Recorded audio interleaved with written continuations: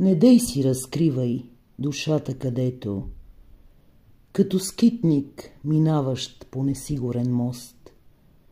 Там е всичко изгубено, взето. Подслон да потърсиш, оставаш си гост. Поспри се, поогледай, не тичай. В сенките изправен ходи. Не дей да се молиш, бъди безразличен, за малко спасение, просто върви.